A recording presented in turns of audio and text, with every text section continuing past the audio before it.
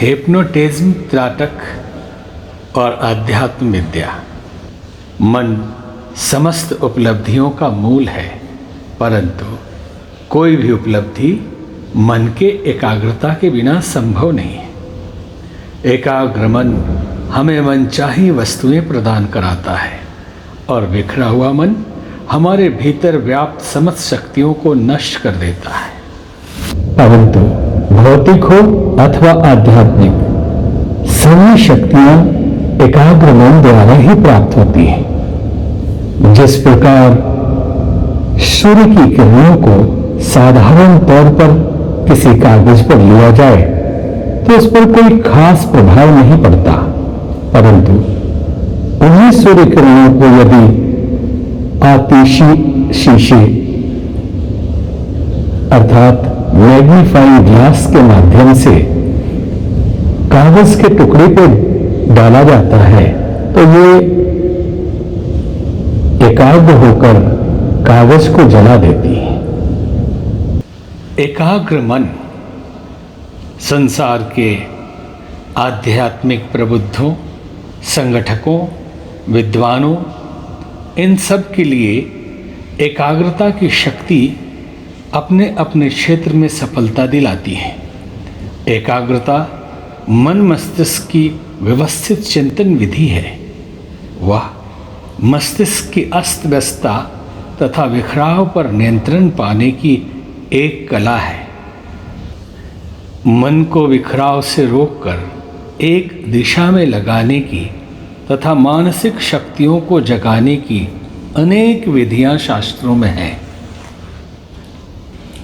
इनमें सर्व उपलब्धियों के अंतर्गत षट चक्र भेदन कर तथा कुंडलिनी शक्ति जगाकर समाधि के उच्च सोपान तक पहुंचा जाता है। भौतिक सिद्धियां भी एकाग्रता की शक्ति से ही उपलब्ध होती हैं। दार्शनिक, वैज्ञानिक, लेखक, कवि, कलाकार सबकी सफलता का रहस्य उनके मन की एकाग्र शक्तियां ही तो हैं। मन को एकाग्र और शक्तिशाली बनाने का एकमात्र और प्राचीनतम, श्रेष्ठ एवं उत्तम विधि है त्राटक। त्राटक के स्वरूप का वर्णन करते हुए हठयोग प्रदीपिका में कहा गया है, निरीक्षण दशा सूक्ष्म लक्षणम समाहितः अश्रु संपात पर्यन्ते आचार्ये त्राटक स्मृति। एकाग्रचित्त होकर निश्चल दृष्टि द्वारा सूक्ष्म लक्ष्य को साधक तब तक देखता रहे जब तक आंखों से आंसू न आ जाए। इस साधना को आचार्यगण त्राटक कहते हैं। प्राचीन काल में योग साधकों की नेत्र शक्ति बहुत प्रबल होती थी, इसलिए उन पर अश्रुपात पर्यंत देखते रहने का कोई विशेष बुरा प्रभाव नहीं पड़ता था, इसलिए वैसा करने का निर्देश दिया गया था।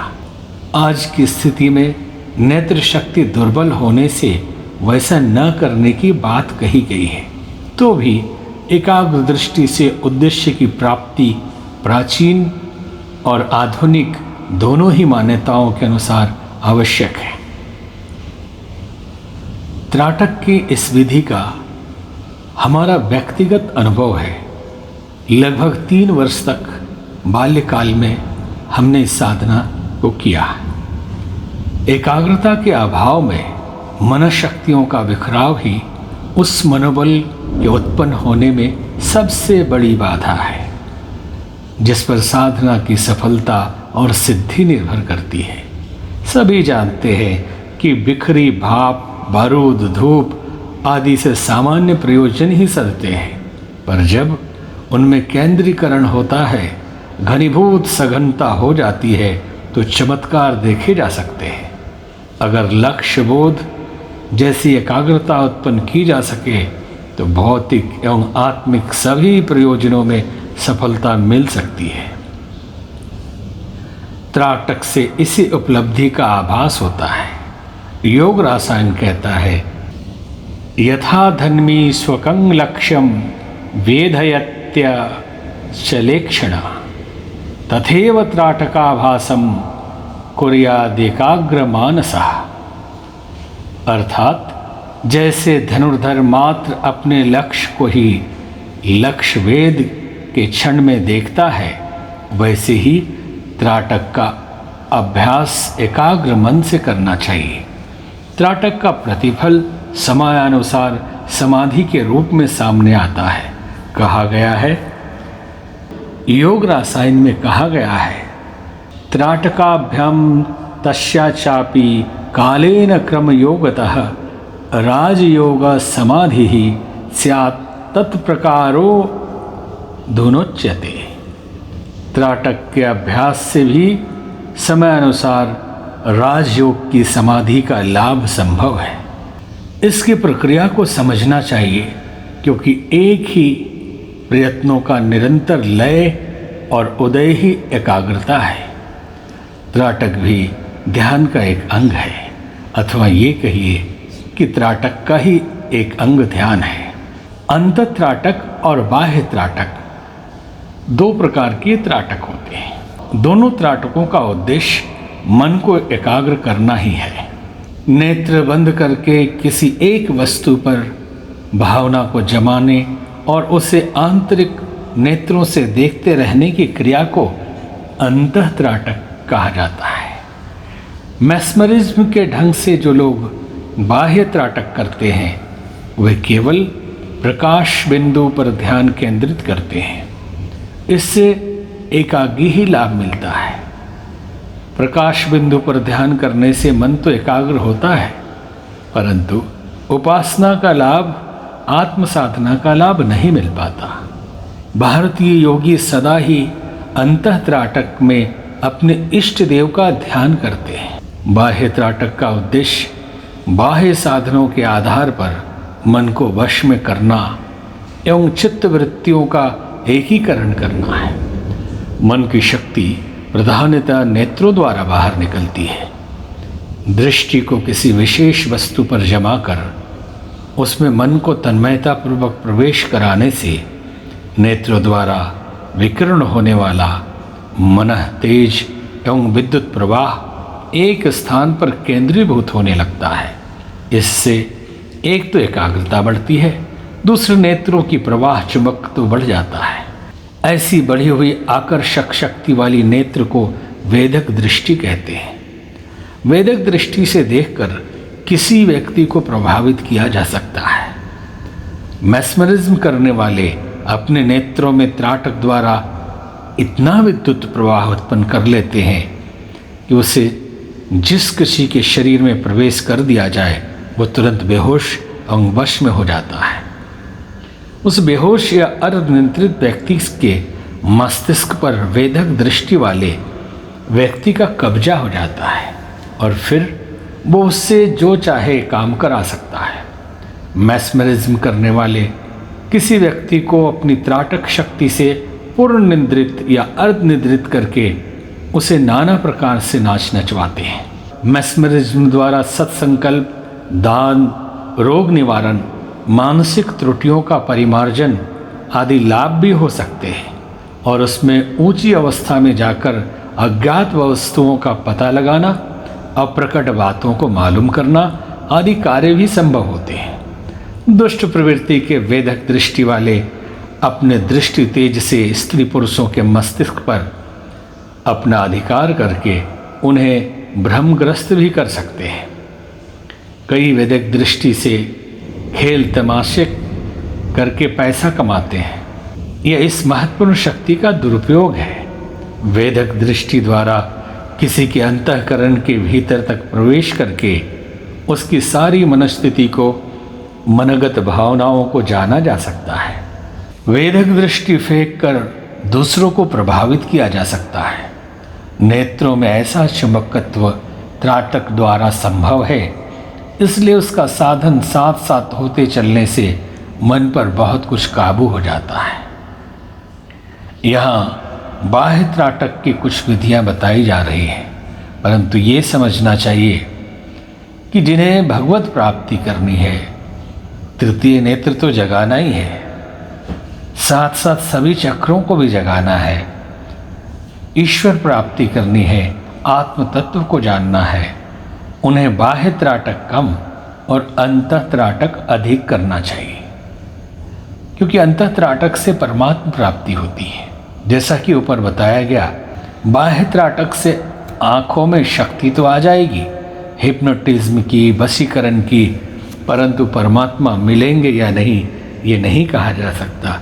या यूँ कहे कि इसके द्वारा संसार के चीज़ों पे बस तो किया जा सकता है, परंतु ईश्वर प्राप्ति नहीं की जा सकती। ईश्वर प्राप्ति तो अंतः त्राटक से ही होता है। जो साधक, भक्त, भजन करने वाले, समर्पित लोग अपने इष्ट के चित्र को, उनकी प्रतिमा को, उनके अंगों को बार बार देखते हैं, फिर आंखें बंद करके देखते हैं, भीतर ही भीतर उनका ध्यान करते हैं, यही अंतः त्राटक है। इष्ट का ध्यान बाहर पहले देखकर फिर अंदर किया जाए, ये उत्तम अंतः त्राटक है। भागवत में भी भगवान कृष्ण के ध्यान का वर्णन है, वह भी अंतः त्राटक है। या ज्योति को पहले देखकर फिर उसे भीतर देखा जाए अधिक समय तक, जब वो हिलने लगे, गायब होने लगे, तो फिर उसे पुनः खुले नेत्रों से देख लिया जाए, ये अंतः त्राटक है। और बाह्य त्राटक में बाहर प्रक्रियाएं होती है, खुली आँखों से मन को एकाग्र करना पड़ता है, और जब तक आँखों से अश्रु न गिरने लगे, और हमारा व्यक्तिगत अनुभव है कि लगभग 1.5 घंटे अश्रु गिरने के बाद भी नादानी में हम करते रहे, उसका लाभ भी मिला। वर्षों करने के पश्चात ये समझ में आया कि इससे परमात्मा तो नहीं मिलने वाले, इसलिए इसे छोड़कर हमने पुनः अंतः त्राटक प्रारंभ किया। अब यहाँ कुछ क्रियाएं बताई जा रही है। पहली क्रिया, 1 हाथ लंबा 1 हाथ चौड़ा चौकोर कागज का एक पुट्ठा, एक गत्ता लीजिए और उसके बीच में एक सिक्के के बराबर का गोल निशान बना लीजिए, और कलर उसका एकदम बराबर होना चाहिए और काले रंग में बनाइए। इसके बीच में सरसों के बराबर पीले रंग का एक निशान बनाइए और 4 फुट की दूरी पर बैठ जाइए, और इस प्रकार बैठिए कि वो जो गोला है सिक्के के बराबर काले रंग का, वो ठीक आपकी आंखों के सामने हो। साधना हेतु एक कमरा ऐसा होना चाहिए जिसमें न अधिक प्रकाश हो, न ही अंधेरा, न अधिक गर्मी हो और न सर्दी। पालथी मारकर मेरुदंड सीधा रखते हुए बैठे और काले गोले के बीच में जो पीला निशान है उस पर दृष्टि जमाइए। चित्त की सारी भावनाएं एकत्रित करके उस बिंदु को इस प्रकार देखिए मानो आप अपनी सारी शक्ति नेत्रों द्वारा उसमें प्रवेश कर देना चाहते हैं। ऐसा सोचते रहिए कि तीक्ष्ण दृष्टि से उस बिंदु में छेद हो रहा है। कुछ देर इस प्रकार देखने से आंखों में दर्द होने लगेगा और पानी बहने लगेगा, तब अभ्यास बंद कर दीजिए। अभ्यास के लिए प्रातः का समय उत्तम है। पहले दिन देखिए कितनी देर में आंखें थक जाती है और पानी आ जाता है। पहले दिन जितनी देर अभ्यास किया है प्रतिदिन उससे थोड़े 1-1 मिनट आगे बढ़ाते जाइए। दृष्टि को स्थिर करने पर देखेंगे कि उस काले गोले में तरह तरह की आकृतियां पैदा होने लगी। कभी वह सफ़ेद रंग का हो जाएगा तो कभी सुनहरा, कभी छोटा मालूम पड़ेगा तो कभी चिंगारियां निकलेंगी, कभी बादल से छाए प्रतीत होंगे।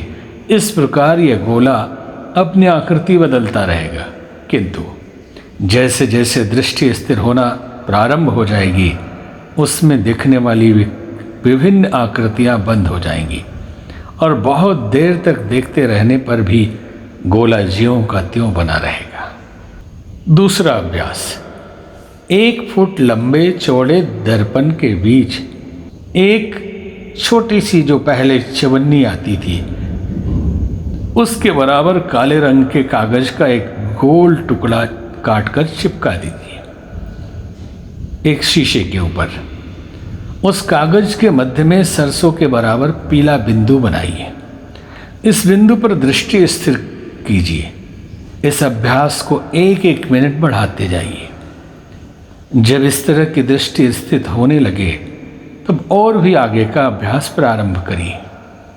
दर्पण पर चिपके हुए कागज को छुड़ा लीजिए और उसमें अपना चेहरा देखिए और अपनी बाईं आंख की पुतली पर दृष्टि जमाइए। पुतली में ध्यानपूर्वक आपका अपना चेहरा दिखाई देगा, उसी पर मन को एकाग्र करिए। तीसरा अभ्यास, गाय का घी लीजिए और दीपक जलाइए। नेत्रों के सीध में 4 फुट की दूरी पर रखिए। दीपक की लौ आधे इंच से कम ना हो और उससे अधिक भी ना हो, इसलिए मोटी बत्ती डालना और पिघला हुआ घी भरना आवश्यक है। बिना पलक झपकाए इस अग्नि शिखा पर इस तरह दृष्टिपात कीजिए कि मानो आपके नेत्रों की ज्योति दीपक की लौ से टकराकर उसी में घुली जा रही है। चौथा अभ्यास है, प्रातःकाल के सुनहरे सूर्य पर या रात्रि के चंद्रमा पर भी त्राटक किया जा सकता है। सूर्य चंद्रमा जब मध्य आकाश में होते हैं तब त्राटक नहीं हो सकता, कारण कि उस समय वो सिर के ऊपर होंगे। उसके लिए लेट कर करना पड़ेगा, जो खतरनाक है, और उस समय सूर्य बहुत गर्म भी होंगे। इसलिए उदय होता सूर्य या चंद्रमा ही त्राटक के लिए उपयुक्त माना गया है। 5वां अभ्यास है, त्राटक के अभ्यास के लिए स्वस्थ नेत्रों का होना आवश्यक है। जिसके नेत्र में कोई कमजोरी हो, कोई बीमारी हो, कोई रोग हो, उनके लिए बाह्य त्राटक की अपेक्षा अंतः त्राटक ही उपयुक्त है। अंतः त्राटक को पाश्चात्य योगी इस प्रकार कहते हैं कि दीपक की अग्नि शिखा, सूर्य, चंद्रमा आदि कोई चमकता प्रकाश 15 सेकेंड खुले नेत्रों से देखा जाए, फिर आंखें बंद कर ली जाए और फिर मन ही मन ध्यान किया जाए। वो प्रकाश हमारे सामने मौजूद है। एकटक दृष्टि से मैं उस प्रकाश को घूर रहा हूँ तथा अपनी सारी इच्छा शक्ति को तेज नोकदार कील की तरह उसमें घुसाकर आर पार कर रहा हूँ। अपनी सुविधा, स्थिति या रुचि के अनुसार इन त्राटकों में से किसी को भी चुना जा सकता है। नियम पूर्वक करते रहना चाहिए। इससे मन एकाग्र होता है और दृष्टि में वेधकता, पारदर्शिता एवं प्रभावी व्यापकता की अभिवृद्धि होती है। त्राटक पर से उठने के पश्चात गुलाब जल से आंखों को धो डालना चाहिए। गुलाब जल न मिले तो अच्छे साफ पानी से भी आंख धो सकते हैं। आंख धोने के लिए छोटी कांच की प्याली भी दवाई के दुकान पे मिलती है। वो सुविधाजनक होती है। न मिलने पर कटोरी से पानी भर के उसमें आंख खोलकर डुबाने से भी आंखें साफ हो जाती हैं। इस प्रकार नेत्र स्थान से त्राटक का अभ्यास समाप्त करने के उपरांत साधना के कारण बढ़ी हुई मानसिक गर्मी के समाधान के लिए दूध, दही, लस्सी, मक्खन, मिश्री, फल, शरबत और ठंडे चीज़ों का पौष्टिक आहार का ऋतु के अनुसार सेवन करना चाहिए। सर्दी के दिनों में बादाम, हलवा, च्यवनप्राश, अवलेह आदि वस्तुएं भी उपयोगी हैं।